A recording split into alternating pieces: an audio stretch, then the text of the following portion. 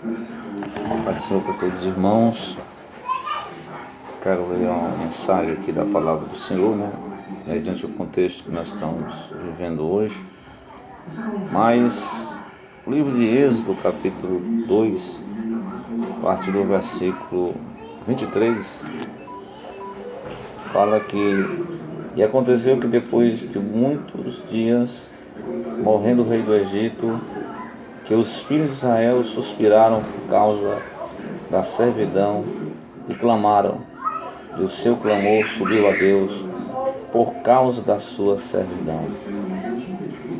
Então a história aqui é bastante conhecida, Está falando de um povo que estava, o povo de Israel, o povo que desceu ao Egito, Jacó e seus filhos, em torno de 70 pessoas, mais a família de José que já estava no Egito.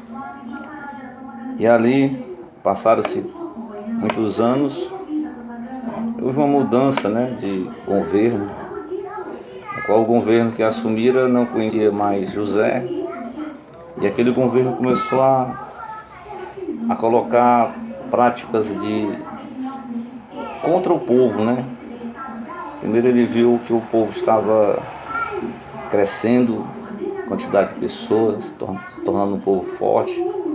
Então ele viu aquilo com maus olhos, como sendo que aquele povo poderia se levantar contra ele, com os inimigos que poderiam visitar vir contra o Egito.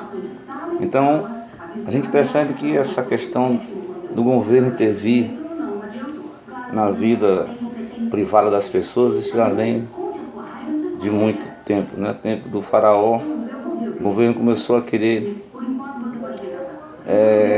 oprimir as pessoas através do trabalho físico, Então eles eram pastores de ovelhas na cidade de Gósen, mas eles começaram então a trabalhar na construção de cidades, e um trabalho escravo, um trabalho opressor, onde eles só tinham direito à comida, e ao local lá onde eles moravam. Então o povo ficou debaixo de um jugo pesado, Mas mesmo diante dessas crises, dessas perseguições, o povo de Israel era um povo valente, um povo que não deixou se esmorecer, E diante das crises, a crise é uma oportunidade para nós crescermos na fé. Então eles avançaram, eles cresceram, eles continuaram firmes. E assim da mesma forma nós, que hoje enfrentamos também dificuldades, vemos os governos interferindo na vida privada das pessoas, mas nós precisamos permanecer nos pés de Cristo, que nós vamos encontrar o crescimento espiritual, o crescimento para que nossa vida seja, na dificuldade nós vamos crescer, nós vamos aprender, nós vamos vencer a crise, vai se tornar uma oportunidade de nós avançarmos e crermos e vencermos as batalhas da vida.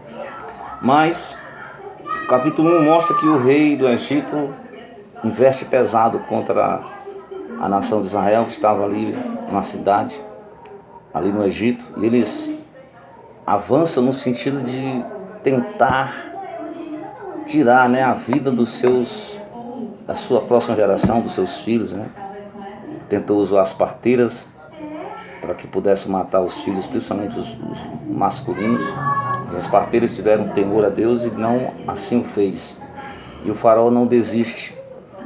A gente percebe que o objetivo desse governo assim opressor e até mesmo anticristão é acabar com as gerações do povo de Deus, E ele usou um decreto de lançar todos os filhos no rio, no Egito.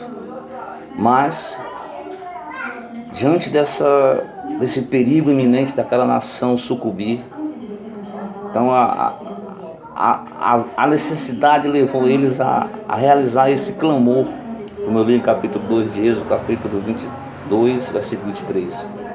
Nós podemos dizer que é um clamor da liberdade. O povo estava preso, estava oprimido, estava cativo, mas eles sabiam que o Deus dos céus, conforme diz o Salmo 121, Eleva os meus olhos para os montes, de onde virá meu socorro. O meu socorro vem do Senhor que fez os céus e a terra. Então não há barreiras, não há limites.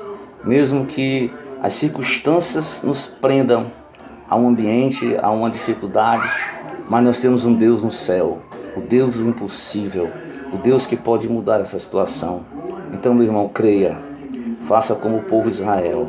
Esse é o momento de nós clamarmos pela liberdade, clamarmos para que Cristo reine em nossos corações, né? Então, a melhor proposta para os dias atuais não é o desespero, não é simplesmente se entregar a um sentimento de pessimismo, mas é acreditar de que Deus está no controle. E pode ter certeza, Deus agiu naquele povo, Deus ouviu o clamor do seu povo. Todos os avivamentos da história precederam de arrependimento, de orações, de quebrantamento.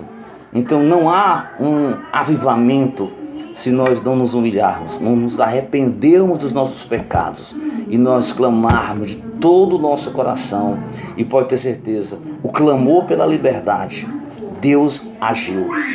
Deus vai estar agindo em nosso favor.